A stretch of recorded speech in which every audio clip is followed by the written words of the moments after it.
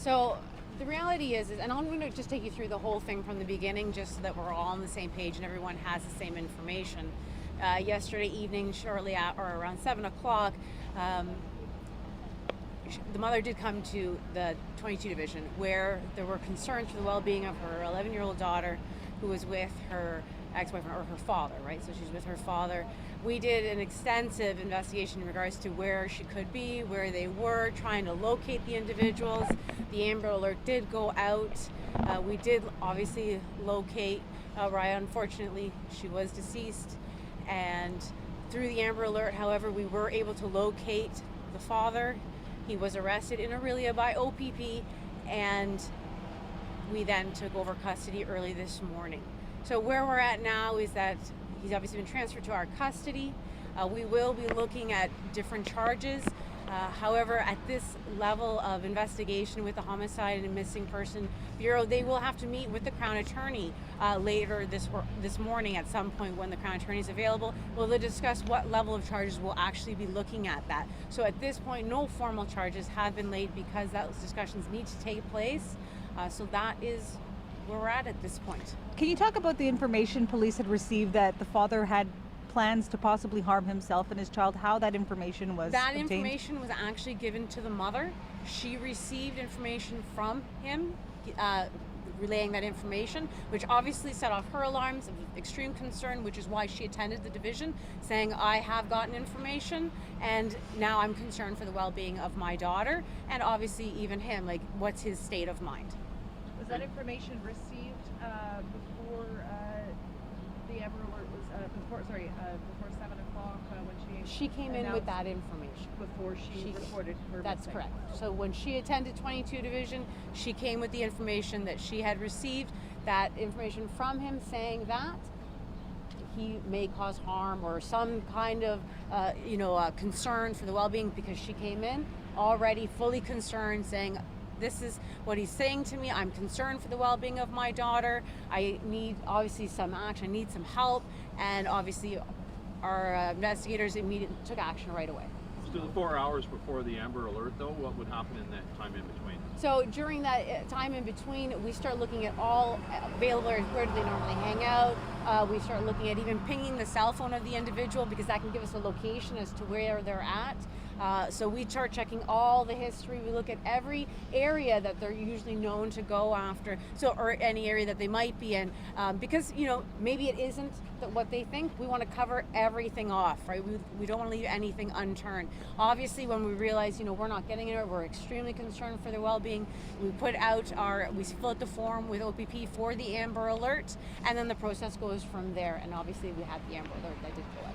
Was it the father who alerted police about the fact that her body was here, or was it during the investigation? It was during the investigation that we came to that information. Did you find the body before he was arrested? Yes, she was located prior to his arrest. Can you comment at all on that high-risk takedown? No, that was done with OPP, so unfortunately I won't be able to comment to that. Were they married or in the process of a divorce? What was their status? Ex-boyfriend, so they weren't together anymore. Do you know what school she attended? Are you able to say that yet? No. In terms of court appearances, as no charges have been laid, likely won't be today. So obviously if there's no charges laid, we wouldn't see a court appearance today. What we're looking at traditionally is about a 24-hour window. And you're expected to be here at the scene for several days? We'll be here until they're done processing it. She at 22 division yet, or en route? En route. What is going on inside this area? You see people going in full protective gear. Can you talk about the investigation inside? So what we want to remember is that we are looking at an active scene inside the residence, so our forensics have to go in there, process it. They'll be taking photographs, they'll be taking pieces of evidence, everything that they need to ensure that we get all the information about what occurred in that residence. Well, just to confirm, was this his home? Was he just living in one part of the home? Did he own a house? I don't know. I know he lived there. I don't think he lived in the whole entire residence. But again, as I'm not 100% sure, I don't want to say that for sure. But he was staying in a portion of the residence. And when it comes to the investigation from now, I mean the threats as well that were they made the phone? Were they text messages? What was the? I'm not sure of the nature. It's simply that she obviously had information that she felt was valid and shared it with us. A lot of people were complaining. We saw a tweet from Constable Lucan saying that he received a lot of phone calls as well as some complaints from people who said that the Amber Alert woke them up. And I just want to get your thoughts. You know, it's unfortunate, when an Amber Alert goes off in the sense of that it does disrupt people's, lifestyles if they're at home or if it wakes them up, because it can go off on the cell phones and everything. So I understand that, but at the same point, we're talking about a child that was missing, and in this case, the child was found deceased. So I think you have to weigh that out. Well, I appreciate where people come from, and I know this morning we still were getting calls that the Amber Alert was still going off at some point. We did automatically, as soon as we knew what was going on, we put in the form for the cancellation of the Amber Alert with OPP, and that's about all we can do. So again, I feel for everyone, but given the circumstances, I think it did lead to the arrest of the individual.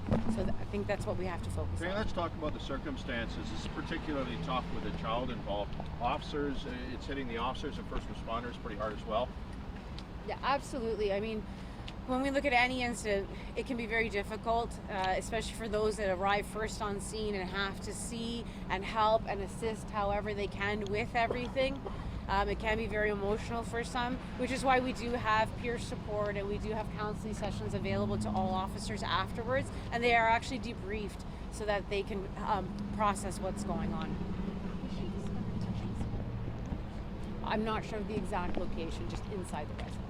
Can you talk about the family, her family, how they're doing, and does she have any siblings or anything like that? I haven't spoken to the mother directly, so I can't actually speak, but I can only imagine, as I'm sure any of you could, given the circumstances, this is very traumatic. It was her birthday, Yes, it was. and what was she doing with her dad on that day? I don't know what their plan